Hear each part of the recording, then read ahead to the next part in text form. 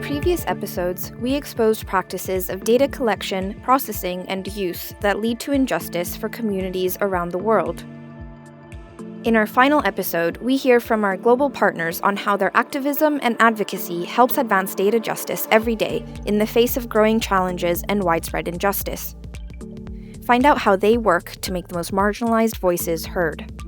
Currently, the voices that are heard in the debate on digital rights in Chile are members of Congress, academics, and the representatives of nonprofits that advocate for digital rights. But we need to have a wider discussion with more groups from civil society, indigenous people, immigrants, women's rights. This is important because data represents these groups and also is used to make decisions about them.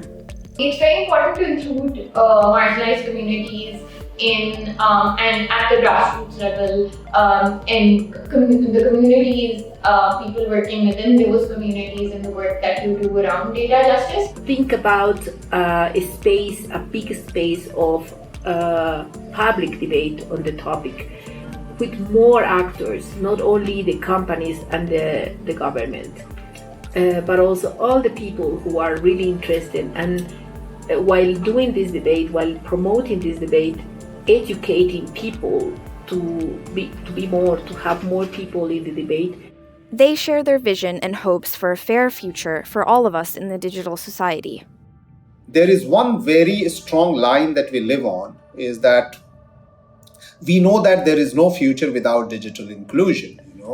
Digital is the final word of our existence, our negotiations, our policies, our business, our life. So where these two worlds collide, the human rights and the digital rights, I think data justice is there, a key term to open up discussions about this, because it has that justice opponent, that opponent of what is fair, what is just.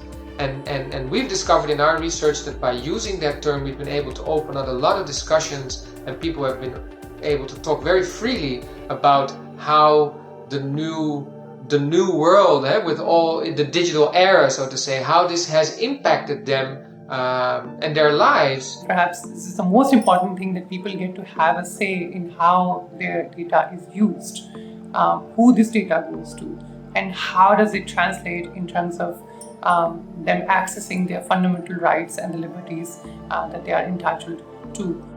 Join us as we hear from these activists around the world as they shed light on the actions we must all prioritize now to advance data justice.